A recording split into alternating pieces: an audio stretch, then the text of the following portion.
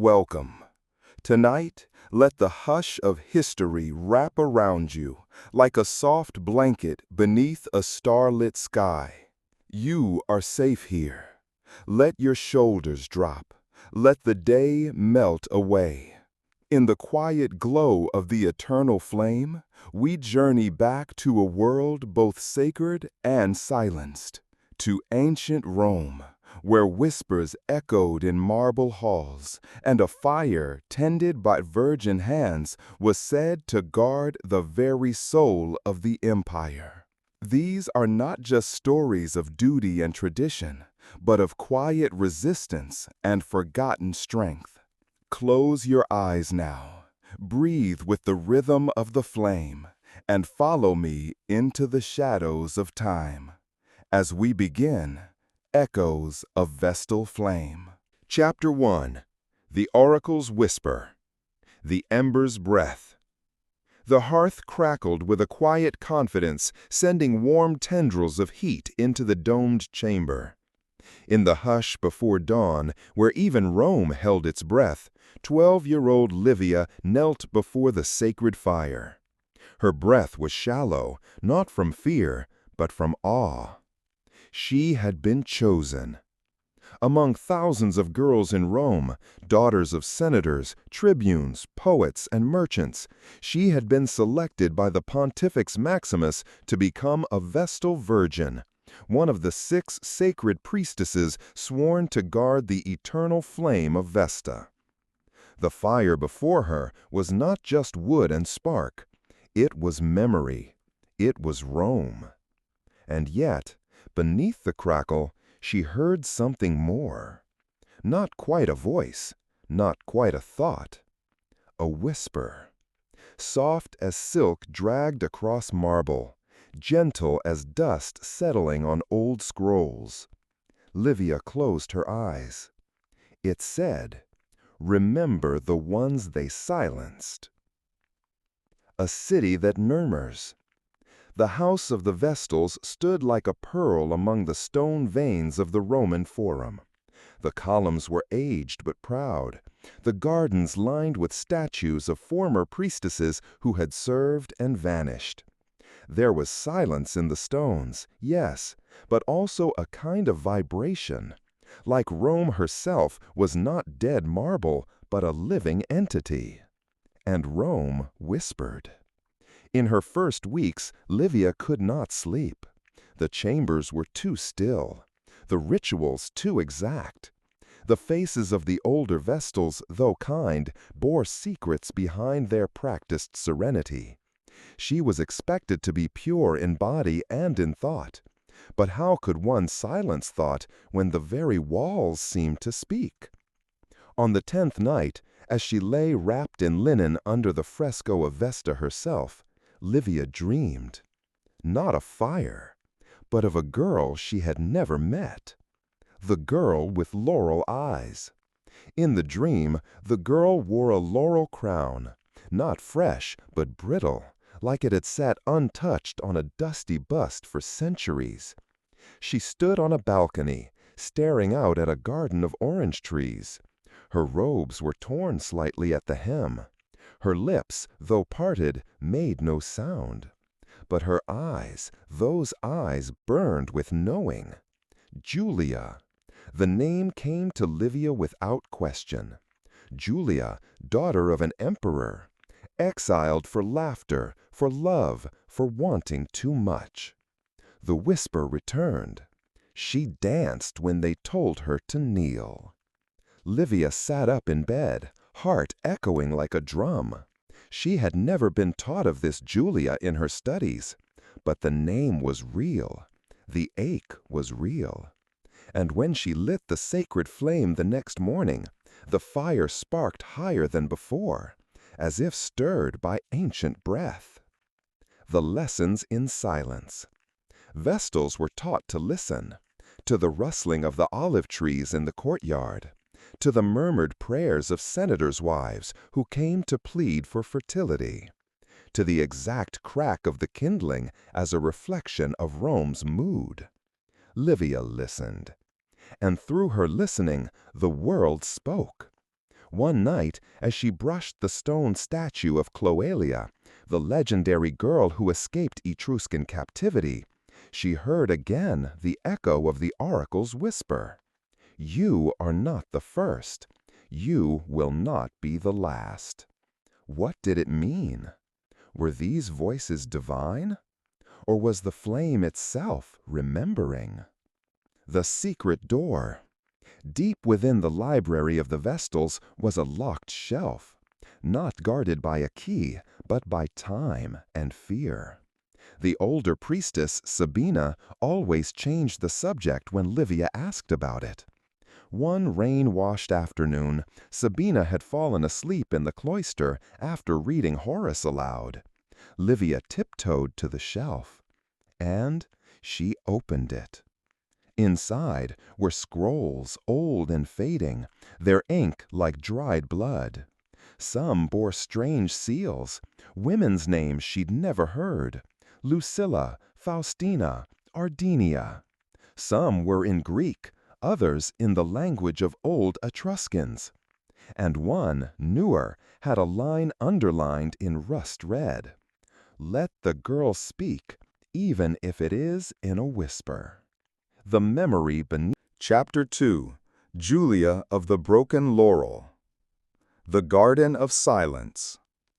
Livia first saw her in a vision, though it felt more like a memory than a dream. A garden shimmered before her, its stone paths lined with wilting laurels, not from drought, but from neglect. The scent of bitter orange and myrtle clung to the air. A fountain dripped quietly, each drop measured like time passing in exile. At its edge stood a woman, barefoot, regal despite her tattered robes. Her dark hair was unbound, her hands stained with ink. She turned slowly, and their eyes met. "You've come to listen," said the woman. Livia nodded without speaking.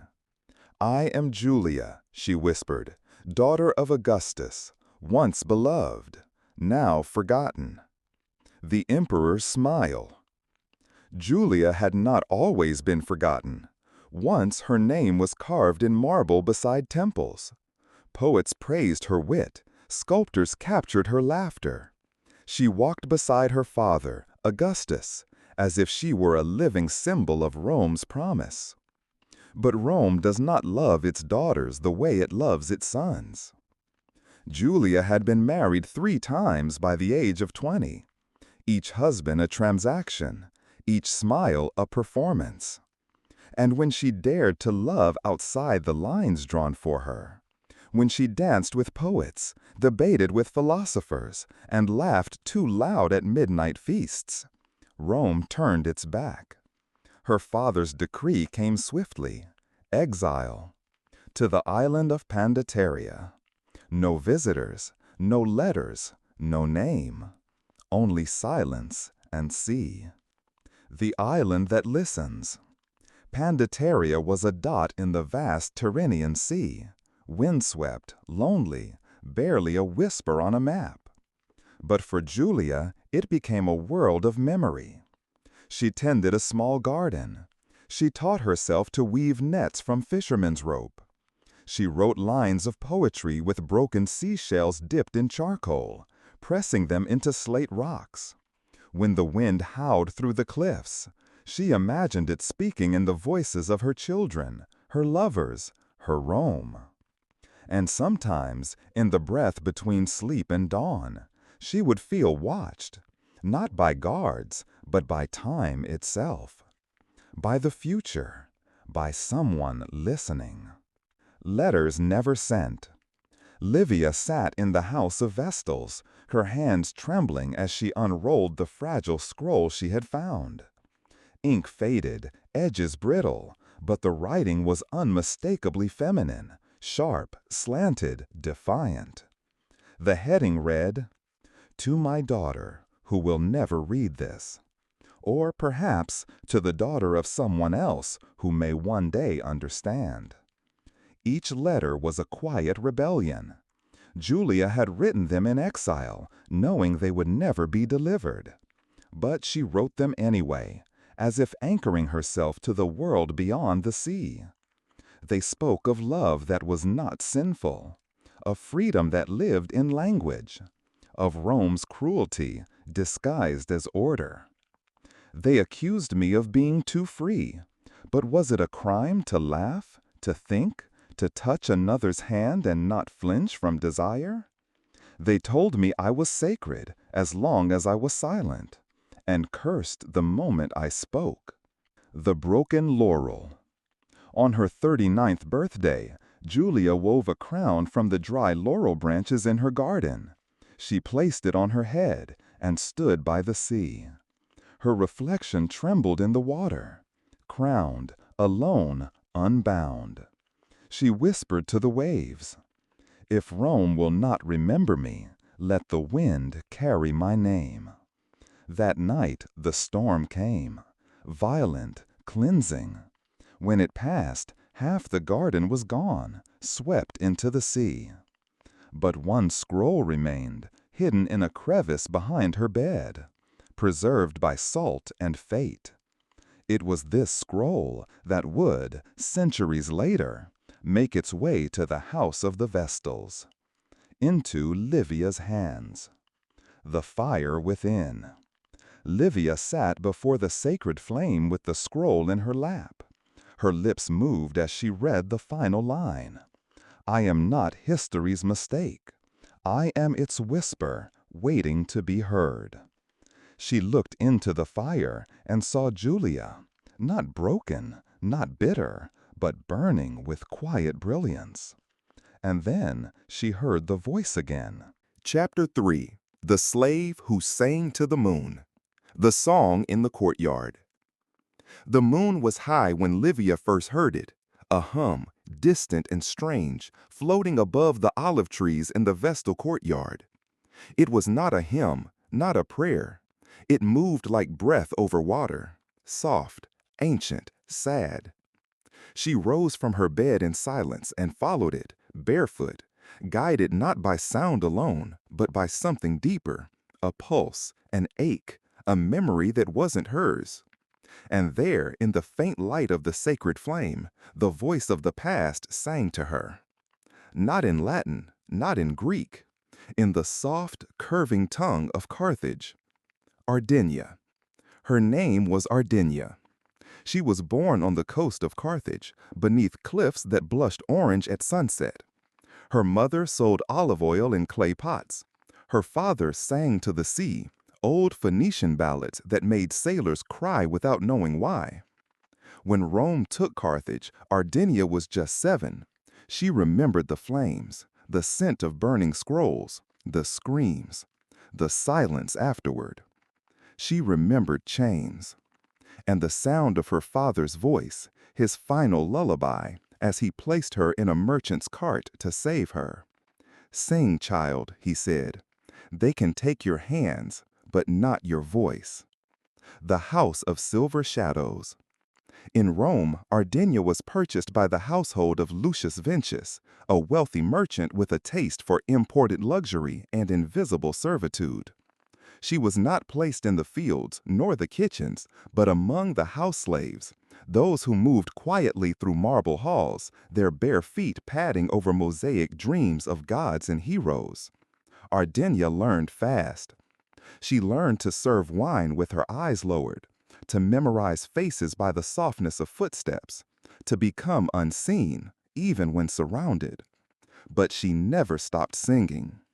At night, when the house slept, she whispered melodies into her pillow, songs of stars, songs of sea, songs of sorrow that shaped themselves into lullabies.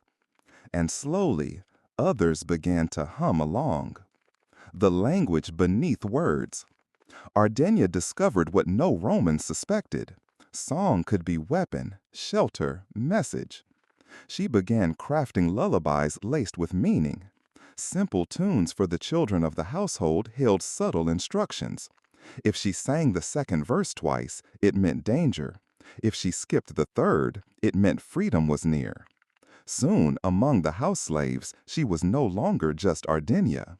She was the moon singer, the one who hid maps and melodies, the one whose verses told you where the guard would sleep, the one whose lullabies became escape plans.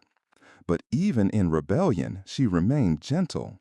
Her songs were never angry, only sorrowful. For she knew that grief softened walls better than rage. The girl who listened.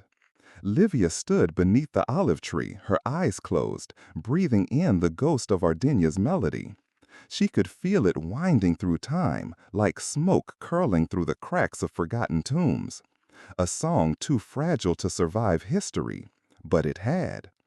Not in scrolls, not in statues, but in memory.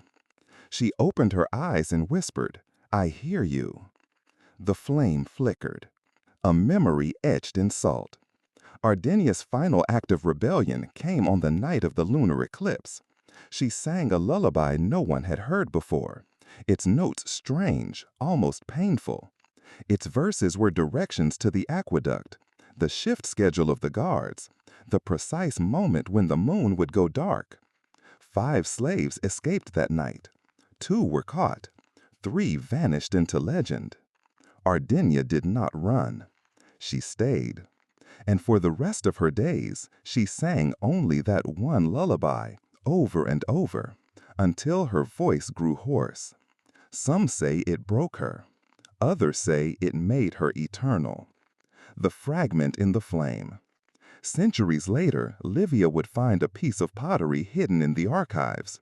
Its edges were blackened, but on its curved surface, someone had etched lines of music. No name, no title, only notes, tiny, careful, defiant. Livia held it to her ear, foolishly, as if it might sing. But the sound was inside her. A melody of sorrow, a melody of survival. She sang it softly, alone in the sacred chamber, her voice trembling like candlelight. And then another voice joined hers, not in echo, but in harmony. What songs leave behind? Chapter 4. Domina of the Shadows. The letter with no addressee. The parchment was thin, frayed at the corners. No wax seal, no sender. Livia found it tucked inside an ancient volume of Senate orations, hidden not carelessly, but carefully, as if waiting. The handwriting was elegant but brisk, almost whispering. If you are reading this, then the shadows have not erased me completely. I am Flaviana, senator's wife, emperor's hostess, whisperer of truths.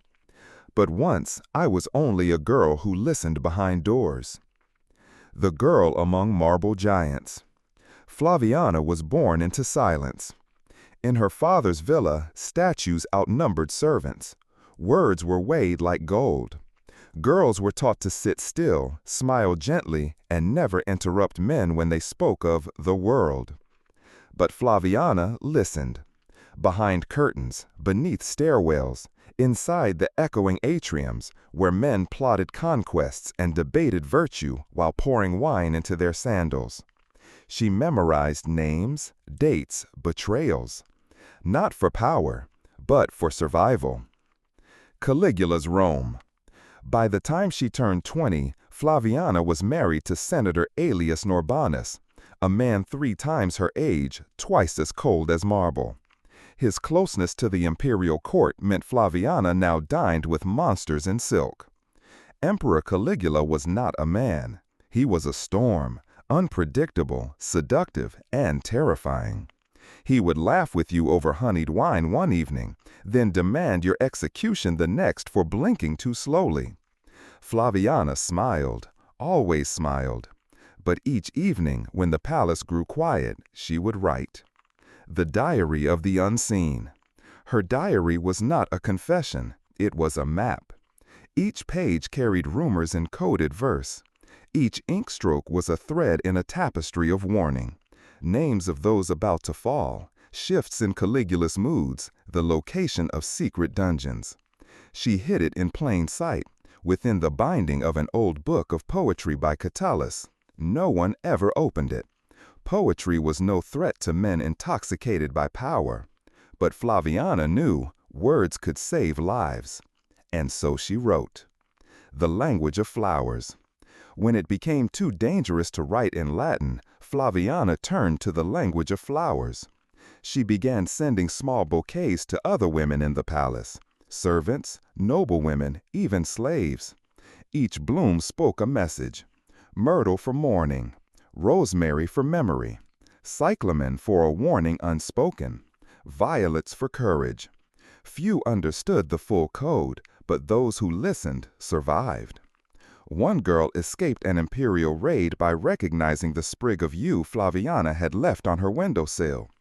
Another servant was spared execution after reading a single petal-stained note: "The lion sleeps with open eyes." The price of knowing. But secrets are heavy things, and over time they began to bend her back, darken her eyes, and bruise her sleep. Flaviana stopped laughing. Her voice grew softer, thinner, like candlelight running low. She no longer danced. She only wrote. Even her husband noticed. "Your mind is a nest of whispers," he said once, touching her cheek with fingers colder than death. "Be careful, wife. Birds that sing too sweetly are often caged."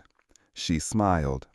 But that night she carved a new line in her diary: "I am not caged. I am the shadow between the bars." The fire and the smoke. The end came, as ends often do in Rome, not with a war, but with a whisper.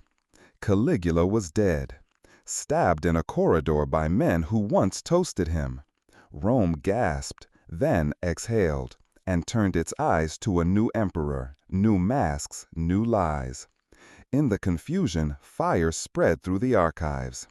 Flaviana's house was seized. Her husband vanished. She was never seen again. But the diary remained, buried beneath soot, protected by poetry, waiting. Livia reads by firelight. In the temple that night, Livia read the final entry.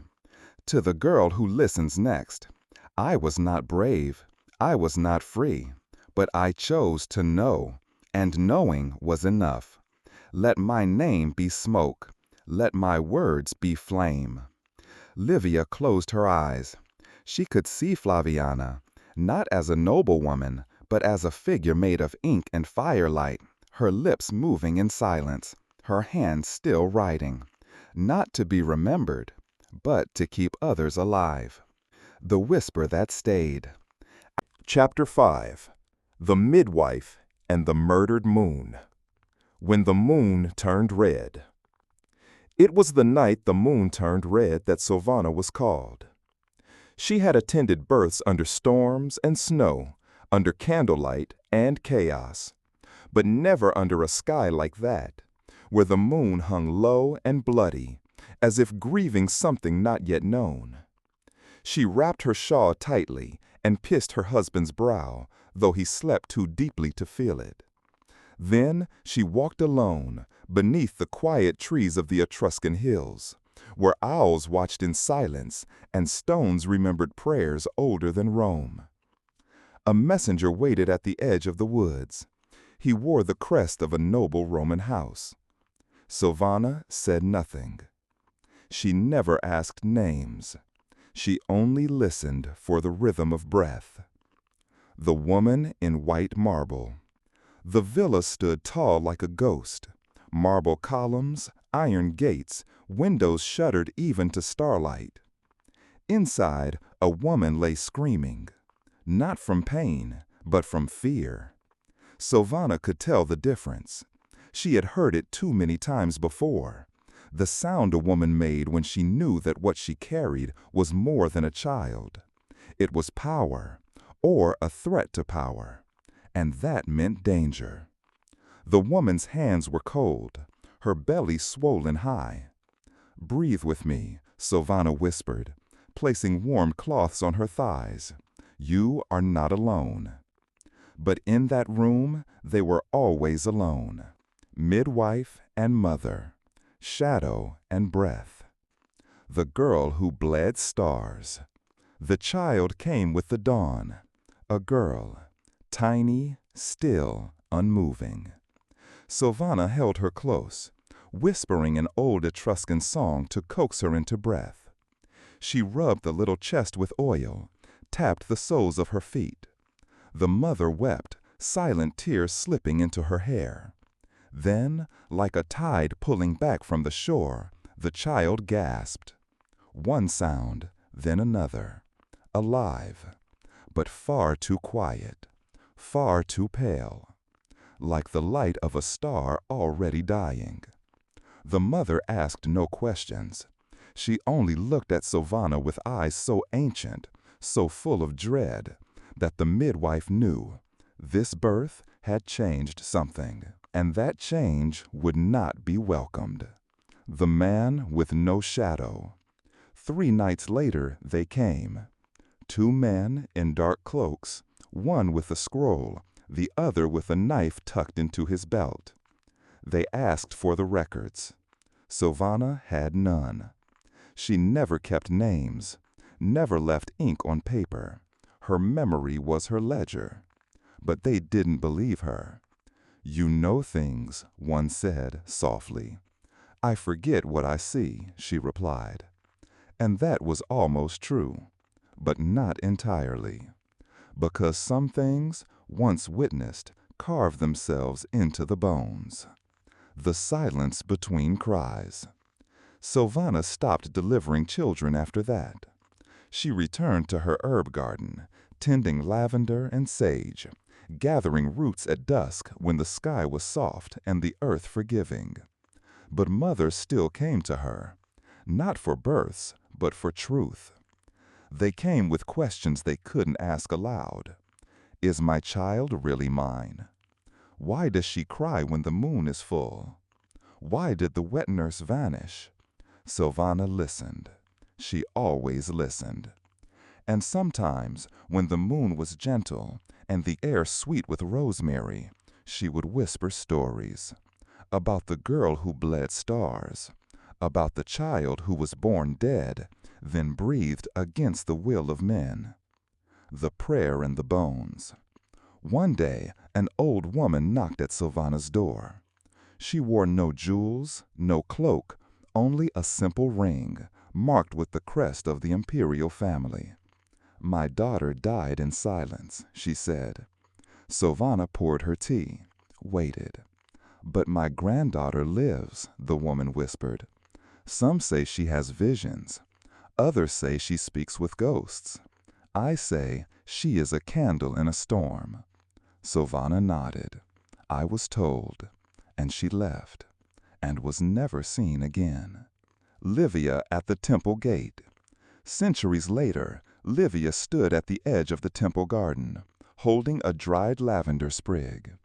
She had found it inside a scroll of forgotten herbal remedies, pressed between pages like a sigh. Alongside it was a fragment of text. Chapter 6. The Gladiator's Widow. A name spoken softly. No one called her by her full name anymore. She was simply known as the widow, an old woman with gray-streaked hair, always sitting near the gates of the Colosseum, weaving baskets of reed and rope. Tourists walked past her, guards ignored her, and children sometimes laughed when she muttered to herself. But those who truly listened, those who paused when the sun was low and the wind quiet, would hear stories drift from her lips like smoke. "I remember the way his hand shook the first time he held a sword." Not from fear, but from how heavy it was with history. She spoke as if the dead sat beside her. And perhaps, in some way, they did. The first time she saw him fight. Her name had once been Marcia. She was a tailor's daughter, born in the shadow of Rome's new marble wonders, where the clang of hammers never ceased. She met him in the marketplace, Aquila, the gladiator. He was not a champion then, just another slave marked for blood, sold to the Ludus Magnus to fight and fall. But there was something in his eyes, not the fire of a killer, but the patience of a stone. He never smiled, until he saw her, the arena and the apron. They let her sew tunics for the lanista, the trainer of the gladiators. She worked fast, neatly, with steady fingers. The men jeered at her, but she said nothing. Except to Aquila. With him she dared to speak. He asked her once, "Why do you stay?" She answered, "Because even lions need someone to stitch their wounds." When he won his first match, they branded his shoulder with a crown of laurels. That night, she washed the blood from his skin and whispered lullabies from her childhood. Etruscan verses meant to soothe babies and warriors alike. Aquila wept into her lap. No one ever knew. A wedding without witnesses. They married in secret. A blessing from an old soldier turned priest. No guests, no wine. Just the two of them in a garden under a fig tree, where the leaves trembled with the weight of the stars. He gave her a ring of bone. She wore it like a crown. They promised nothing, only this: "When you fall, I will remember." And in Rome, that was the truest vow a woman could make. The day the sky shattered. His death was announced with drums. Crowds sang his name as if he were a god, not a man. Children wore wooden swords and cheered while he bled on the sand. Marcia watched from the shadows. She did not cry. She waited until the crowd had scattered, the arena had been swept, and night had softened the stone. Then she knelt beside the blood stain that marked where he'd knelt, where he'd smiled at her from across the ring before the sword took his side. She placed a sprig of thyme on the sand and whispered, "It is finished." But, of course, it wasn't. The quiet years. In the years that followed, Marcia grew old among the forgotten. She sold cloth at the edges of the market, mended broken shoes, and listened to children play pretend, swinging wooden swords, shouting names they did not understand. Every week, she returned to the Colosseum, carrying a new flower. She never put it in the same place twice. Sometimes on a step, sometimes beneath a column, once beneath the stone lion's paw. She spoke to no one. But sometimes, as the wind passed through the arches, she swore she heard his footsteps. Not heavy like before, lighter now, free. Livia at the widow's side. The girl Livia found her on a rainy evening, sitting beneath the Colosseum's gate, watching storm clouds settle over the arena like a shroud. "Are you the one they call the widow?" she asked. Marcia nodded. "Many are widows here, but only one who tells the truth." Marcia looked at the girl, young, earnest, holding a scroll of old poetry in her lap. She gestured for her to sit. "I don't tell truth," she murmured. "I remember it. That's all." They sat together in silence for a while, the rain soft against the stone. Then Marcia began to speak, slowly, like a river finding its way through dried earth. What the stones remember. She told her of the names not carved into marble, of the men who fell with prayers on their lips, of the moments when Aquila spared a life and how the crowd booed, of the time he refused to kill a boy no older than 14, and how they punished him with lashes beneath the amphitheater stage. Chapter 7. Daughters of the Vestal Flame. The flame that must never die. In the very heart of Rome, where the marble walls glowed warm beneath the afternoon sun, a flame burned without pause. It had no beginning, and it was never meant to have an end. 6 women guarded it, chosen as girls, raised not by mothers, but by silence. They were the Vestal virgins, daughters not of flesh and blood, but of fire and Rome. Their duty was simple: keep the flame alive. But in Rome, nothing sacred remains untouched by the weight of the world. The girl called Aurelia. She was barely 6 when they took her from her family. Her name was Aurelia, a child of quiet eyes and golden hair. She cried only once, the night before the ceremony, when her mother kissed her goodbye without a single word. Inside the house of the Vestals, everything was hushed. She learned to walk without sound, to kneel without shifting, to speak only in prayer and ritual. The priestesses taught her that silence was not absence, but reverence, and Aurelia believed them, at first. The Sisters of Fire. The 5 other Vestals were older. Domitia, who walked like she remembered every stone in Rome. Jonia, who laughed once every winter. Sabina, who never spoke but wrote poems in the dust by the altar. And Livia, yes, the same Livia, who once knelt beside the gladiator's widow. She had come to the flame not by destiny, but by escape. Yet here, among the ancient rituals, she found peace. They were not born sisters, these 6, but they became one body, one breath, one flame. The law of shadows. The punishment was absolute. If a Vestal allowed the sacred fire to die, she would be whipped in darkness. If a Vestal broke her vow of chastity, she would be buried alive beneath the city. Aurelia asked once, in a whisper, "Why?" Domitia answered gently, "Because Rome fears what it cannot control." Aurelia never asked again. But some nights, when the stars were sharp above the courtyard, and the wind moved like a sigh through the cloisters, she imagined herself running, not away from duty, but toward a place where duty did not mean silence. The stranger by the fountain. His name was Cassian, a young architect restoring the temple walls. She met him only twice. Once when he spilled water near the sacred pool, and she offered him a cloth.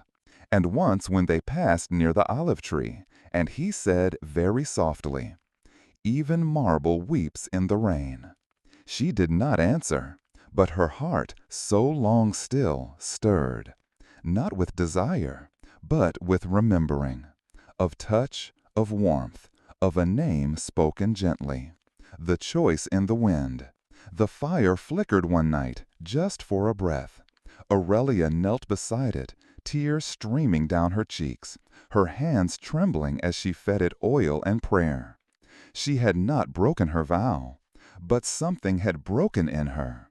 Later, she found a folded scrap of parchment beneath her sleeping mat. No name, just 3 words. "You are seen." It was not from a god, but to her, it felt like salvation, or a beginning of something forbidden. The trial of light. Rumors swirled. A guard claimed to see a shadow slipping from the temple. A priest accused the flame of dimming. They summoned Aurelia before the Pontifex Maximus. Livia stood behind her, silent as stone. Domitia whispered, "Say nothing. They only want fear." But Aurelia did not tremble. She spoke with a voice so calm it made the walls listen. "The fire flickers because Rome forgets how to protect its daughters. I have not sinned. I have loved, in silence. And that is not a crime." The court did not know what to do with her truth. So they did what Rome always did.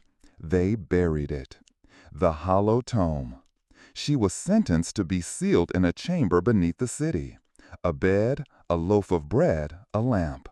Enough for one last night. The door was closed with ritual and sorrow. But before the final stone was laid, someone, no one knows who, slipped in a vial of oil and a wick. The flame. Aurelia's flame. And when the workers returned days later, the lamp still burned, but the bed was empty. And on the wall, in soot and ash, was written, "I remain where fire is needed." The return of the... Chapter 8. The Empress Who Chose Silence. The Woman Behind the Throne. Her name was Lucilla Augusta, daughter of an emperor, sister to another, wife to a third. Rome once knew her as the voice behind the veil, a woman who could have ruled, who was born under stars shaped like laurels, yet chose silence when the world demanded speech. She was not silent out of fear. She was silent because she understood something the men around her never did, that some truths are too sacred to shout, and that some power lives best in stillness. The palace within. The palace at Palatine Hill buzzed with murmurs, footsteps, politics. But in one wing, set apart by olive trees and shaded fountains, Lucilla walked alone. Each morning, she lit a single lamp with her own hand. Each evening, she wrote letters she never sent, to her daughter, to her mother, to a world that might one day understand women like her. The servants said she spoke to the wind. But she wasn't talking. She was listening. A throne she could have taken. There had been a time when she was close to power. Her husband, the co-emperor Lucius Verus, had died young.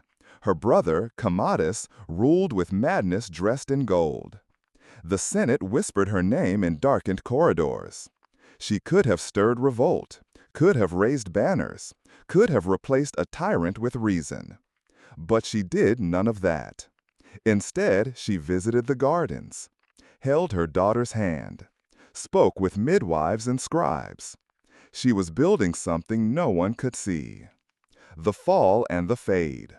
When Commodus discovered the whispers, he exiled her to Capri. There was no trial, no farewell. Only the sea, blue and endless. The people expected tears, collapse. Instead, Lucilla stood on the edge of the villa and let the salt wind wash over her face. She whispered, "There is power in losing what was never truly yours," and smiled. The island of gentle things.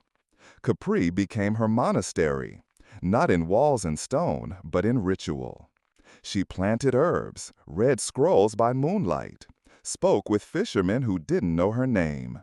They called her Signora del Mare, the Lady of the Sea. She healed birds with broken wings. She taught a deaf boy how to feel rhythm in the waves. She wrote prayers on leaves and let them drift. No one told her what to do. And so, for the first time, she did only what mattered. The visit from a stranger. One winter's dusk, a woman cloaked in gray arrived. She carried no scroll, no sword, only silence. Lucilla welcomed her with warm bread and a soft fire. The woman said, at last, "They remember you in Rome. They say you were wise." Lucilla replied, "I was never wise, only quiet enough to hear what others missed." The woman nodded. "I am here to ask, if you could return, would you?" Lucilla smiled softly. "No, this is my empire now. Here, no blood is spilled to earn peace." Letters buried in stone. Before her death, Lucilla buried her letters in the cliffs above the sea, not as confession, but as offering. In one she wrote, "To rule without ego is the highest form of leadership. To walk away from fire with your soul unburned is the truest kind of strength. To know the world cannot hear you and still whisper truth, that is where history truly begins." The final silence. She died in her sleep. No crown, no decree. Only the waves singing lullabies to the shore. Fishermen built a small cairn of white stones in her memory.